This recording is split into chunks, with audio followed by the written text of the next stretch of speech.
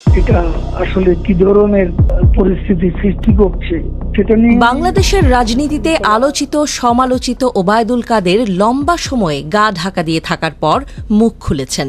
BBC বাংলার সঙ্গে এক সাক্ষাৎকারে কাদের এখনও বাংলাদেশে কার্যত নিষিদ্ধ আওয়ামী লীগের সাধারণ সম্পাদক থাকার কথা দাবি করেছেন। গত বছরের ৫ অগস্ট কোথায় গিয়ে বিপদমুক্ত হলেন এবং এরপর কোন এলাকায় বা কার আশ্রয়ে আত্মগোপনে ছিলেন এই নিয়ে কিছু বলেননি কাদের। তার দেশ ছাড়া নিয়ে আলোচনা থাকলেও এখনও তিনি তা স্পষ্ট করেননি। এ ব্যাপারে প্রশ্ন করা হলে কাদের বলেন, দেখুন কিভাবে এসেছি এটা তো বলার অপেক্ষা রাখে না। এটা বলার কি দরকার আছে? এসেছি ৩ মাস পরে। ৫ অগস্টের ৩ মাস পর আমি নভেম্বর মাসে দেশ ছেড়েছি, এটুকু বলতে পারি। ৫ অগস্টের পর আওয়ামী লীগের বিভিন্ন পর্যায়ের নেতাদের দেশ ছেড়ে পালানোর বা গ্রেফতার হওয়ার নানা রকম খবর প্রকাশ হচ্ছিল, কিন্তু ওবায়দুল কাদের সম্পর্কে সঠিক কোনো তথ্য কোথাও পাওয়া যাচ্ছিল না। ভারত সহ বিভিন্ন দেশে অবস্থান নেয়া দলটির অন্য নেতারাও তার সম্পর্কে সঠিক কোনো তথ্য দিতে পারেননি।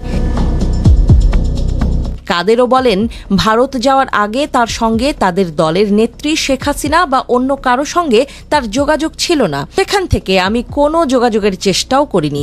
তখন আসলে আমার একটা কনসার্ন ছিল যে আমাকে ধরার জন্য বিভিন্ন জায়গায় তল্লাশি অভিযান চলছিল। কাদের বলেন, আমাকে বারবার বাসা পরিবর্তন করতে হয়েছে। আমার ওখানে অ্যারেস্ট হওয়ার একটা ঝুঁকি আছে। আমাকে অনেকগুলো মেডিসিন নিতে হয়।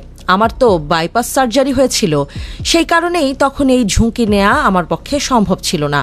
অনেকেই আমাকে প্রথম থেকেই দেশ ছাড়তে বলেছিল, কিন্তু আমি চেষ্টা করেছি দেশেই থাকার। কিন্তু শেষ পর্যন্ত যেভাবে এখানে সেখানে তল্লাশি, তাতে আমি আর ঝুঁকি নিতে চেষ্টা করলাম না। বাধ্য হয়েই আমাকে দেশ ত্যাগ করতে হয়েছে। ৫ অগস্ট জাতীয় সংসদ ভবন এলাকায় সরকারি বাসভবনে ছিলেন বলে জানান কাদের। উল্লেখ করেন, সেদিন তিনি ঢাকামুখী মিছিলের খবর পেয়ে সংসদ ভবন এলাকাতেই অন্য একটি বাড়িতে আশ্রয় নিয়েছিলেন। লাঠি সোটা নিয়ে তারা যখন ঢাকা মহানগরের দিকে অগ্রসর হচ্ছিল, তখন তাদের মধ্যে যে বিদ্বেষের ভাব সেটা বুঝতে পারলাম, বলেন কাদের। তিনি এক পর্যায়ে জানতে পারেন যে সেনাপ্রধান বেতার ও টেলিভিশনে ভাষণ দেবেন। কাদের বলেন, খবরটি পেয়ে আমার বাইরে যাওয়ার সুযোগ ছিল না। আশ্রিত বাড়িতে কাদেরের সঙ্গে তার স্ত্রীও ছিলেন। এক পর্যায়ে সেই বাড়িও আক্রান্ত হয়। আমরা অনন্যোপায় হয়ে বাথরুমে গিয়ে আশ্রয় নিয়েছিলাম। কাদের বলেন, আমার ওয়াইফ তাদেরকে বাথরুমের দরজায় দাঁড়িয়ে বারবার বলছিল যে আমি অসুস্থ। প্রথমে বিষয়টিকে বিশ্বাস করে তারা অগ্রসর হয়নি। পরে তারা জোর করে ঢোকার চেষ্টা করছিল। আমার ওয়াইফ আমাকে জিজ্ঞেস করলো কি করব। আমি বললাম খুলে দাও।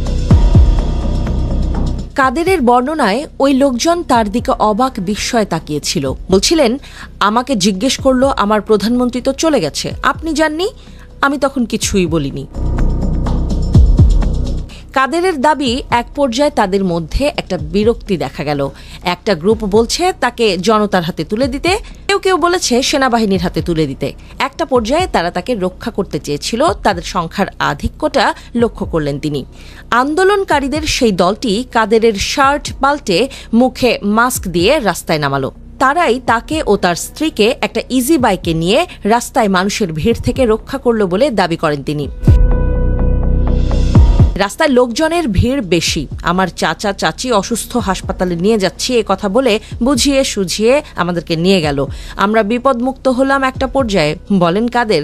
যদিও কাদেরের এই গল্প অনেকেই বলছেন ডাহা মিথ্যা, কারণ ৫ অগস্টের পরিস্থিতির সঙ্গে এই ঘটনার বিস্তর ফারাক।